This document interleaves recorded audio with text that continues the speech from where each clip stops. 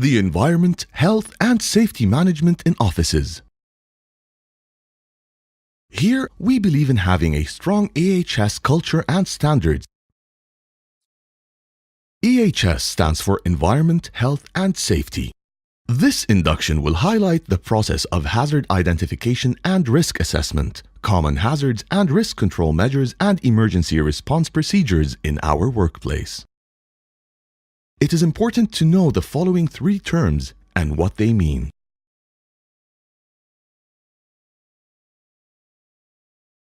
Hazard. A hazard is anything that has the potential to cause harm. Risk. A risk is the potential of a hazard to occur in terms of its likelihood and its consequences.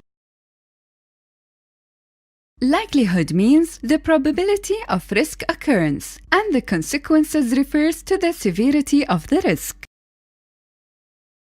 So risk is equal to likelihood times consequences.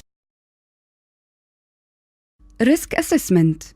This is the process of careful examination of hazards and risks that could cause injuries, ill health, and/or damage in our workplace. Risk assessments help to protect us and other people in different workplaces, identifying hazards and risks, and setting adequate control measures to prevent them and manage them effectively. The risk assessment process includes the following stages: listing our work tasks including locations, people, equipment, substances, and activities. Identifying the risk. What are the hazards? Who might be harmed? And how might they be harmed? Estimating the risk in terms of likelihood and consequences. Evaluating the risk. Risk is equal to likelihood times consequences. Recording risk assessment findings. And 6. Reviewing risk assessment findings periodically. Looking after the environment and our impact on it is an important element of the EHS management system and is just as important as looking after the safety and well-being of our staff and other people in different workplaces. Common environmental aspects in our workplace include environmental sustainability, waste management, and hazardous materials management.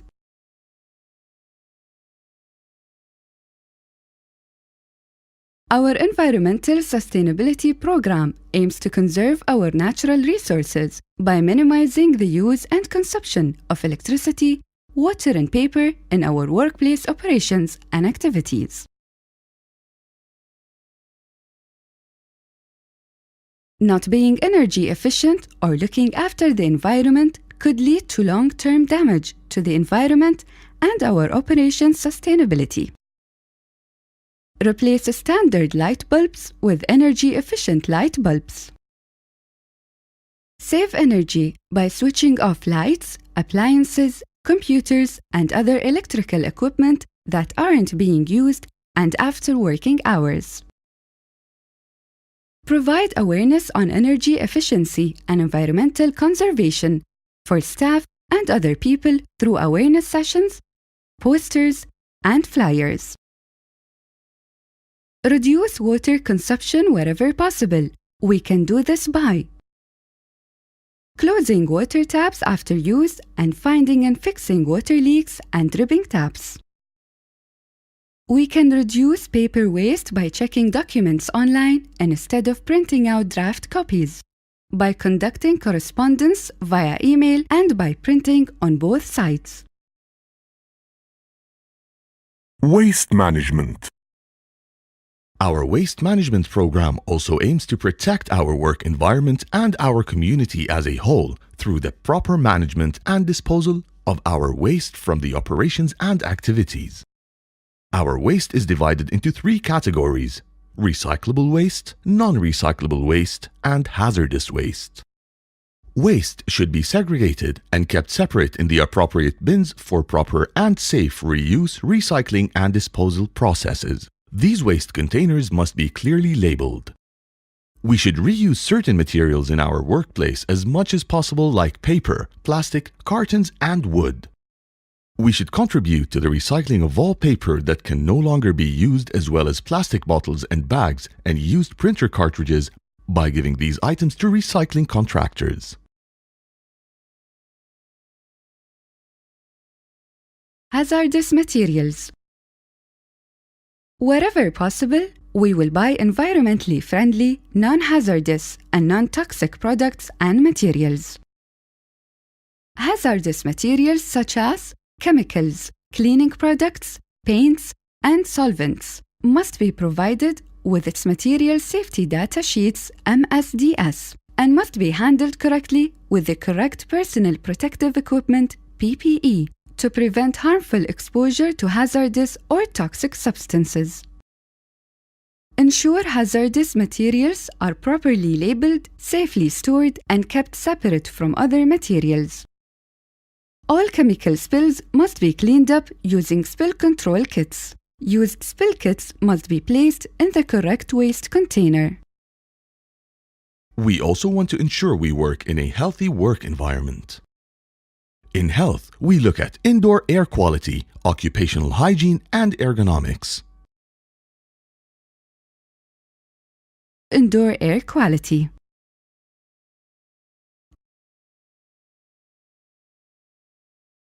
It is important are provided with clean and fresh air indoors to increase their comfort and productivity and to prevent health problems such as headaches, asthma, and allergies. Proper heating, ventilation, and air conditioning system in the workplace help maintain good indoor air quality. Ensure air conditioning systems are always operating, inspected, and maintained in order to supply fresh air and the correct temperature and humidity at all times for the comfort of our staff and other people in the workplace. Occupational hygiene. Staff and other people present in the workplace can be exposed to many harmful substances at work, such as dust, gases, radiation, bacteria and viruses, or diseases. These substances can enter our bodies in many different ways. They could be inhaled, they could be absorbed through our skin, they could be swallowed, or they could be injected. Practicing proper food hygiene is an important way to prevent exposure to contaminated food and harmful bacteria. Staff who handle food must wear the correct uniform and PPE and must ensure that the food preparation areas are clean and disinfected. Practicing proper personal hygiene in offices and toilets is an important way to prevent exposure to contamination, infections, and harmful bacteria. Toilets, taps, and sinks must be regularly cleaned using disinfectants.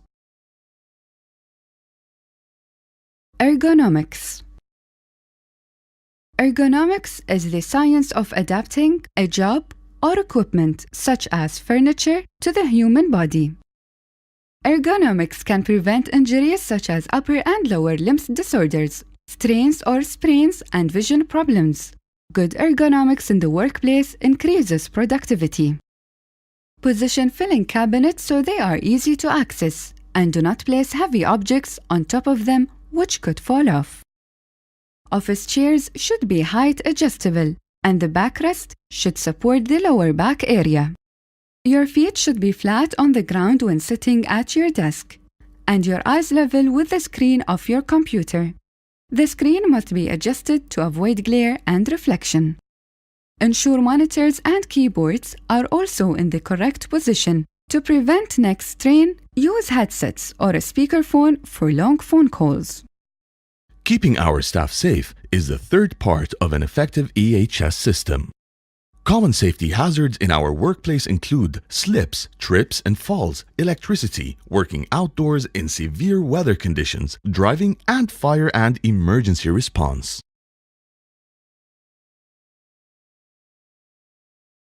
Slips, trips, and falls. Slips, trips, and falls can cause serious injuries, and they can happen anywhere.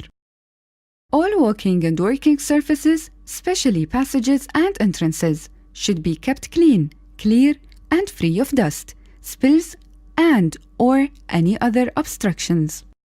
Walkways and stairs must be kept well lit. Always keep your eyes on the path ahead of you while walking.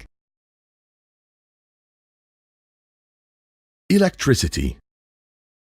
Electricity can be very dangerous, even fatal if used incorrectly. Never assume a circuit is dead. Electrical equipment should only be installed and maintained by a competent electrician. To prevent damage and to reduce possible tripping and falling hazards, electrical cables must be correctly fitted. Never overload electrical plugs or sockets. Always ensure you switch off all electricity sources and equipment before leaving the office for the day to prevent electrical fires.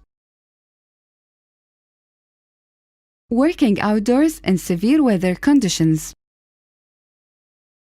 When you're outside, it's important to keep yourself cool and hydrated. Drink enough water when it's hot and try to stay in the shade as much as possible. To prevent exposure to dust and sand during a sandstorm, try to find shelter or, if possible, get away from it. Remember to keep your nose, eyes, and mouth covered as much as possible. Driving. Safe driving minimizes accidents on the road, which can cause serious injuries and are often fatal. Safe driving methods will keep you and your passengers safe. Never use your mobile phone while driving, unless you are taking a call on a hands-free kit. Drive at or below the speed limit and always adhere to all road and warning signs. Drivers and passengers must wear their seatbelts at all times. Fire. Fires can start when the following three elements are present: fuel, oxygen, and heat. There are 4 different types of fires. Combustible solid fires, which burn wood, paper, and fabric. These must be extinguished with water or dry chemical powder. Combustible liquid fires, which burn petrol, paint, and solvents. Use foam or dry chemical powder to put out these fires. Electrical fires, which should only be extinguished with carbon dioxide or dry chemical powder. And kitchen cooking oil fires, which should be put out using carbon dioxide or a fire blanket. To prevent fires, ensure you practice good housekeeping and waste management and store all combustible and flammable materials correctly. Make sure you're trained on the fire procedure in your building and know the evacuation route in case of an emergency. Emergency response in case of fire. In case of fire, stay calm, activate the fire alarm, and immediately notify the EHS team. 2. Identify yourself. Clarify the emergency situation and what happened. Specify the number of injured persons. Identify the location. Wait for instructions. Follow these steps when evacuating a building due to a fire. Ensure your safety first, then take care of and assist special needs cases and accompany them. Warn colleagues and visitors. Close windows and doors. Do not use lifts. Follow the arrows of the nearest escape route towards the assembly point and as instructed by the fire wardens. Pay attention to fire wardens' instructions and stay in your group at the assembly point and do not return to the building unless instructed to do so by your warden. Only try to extinguish a fire if you are trained and qualified to do so. Do not risk your safety or others. Your safety comes first. Use the nearest fire extinguisher appropriate to the nature of the fire. Follow the instructions of use on the extinguisher and apply the PASS procedure. First, pull the safety pin. Second, aim the nozzle at the base of the fire, standing in an upwind location about 1.5 to 2 meters away from the fire. Then squeeze the handle to activate the extinguisher and discharge its contents on the fire. And then sweep over the fire from side to side at its base.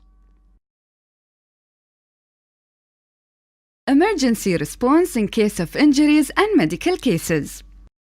In case of injuries and medical cases, stay calm and notify the EHS officer and security guards immediately. 2. Identify yourself, clarify the emergency situation and what happened, specify the number of injured persons, identify the location, then wait for instructions. Secure the accident scene and assist any injured persons, and until the ambulance and medical rescue team arrive. Take care of injured persons. Only qualified and certified staff can apply first aid as required. Wait for the arrival of the medical rescue team. Brief the medical rescue team. Eliminate crowds and any unnecessary people. The EHS department should be made aware of all EHS incidents involving unsafe conditions of work and unsafe acts. Accidents such as first aid cases, injuries, property damage, and other types of emergencies such as fire, explosions, and earthquakes. Immediately contact and report any of these occurrences to the EHS section for immediate action, instructions, and guidance. If everyone follows these procedures and precautions, we can maintain a sustainable, healthy, and safe working environment.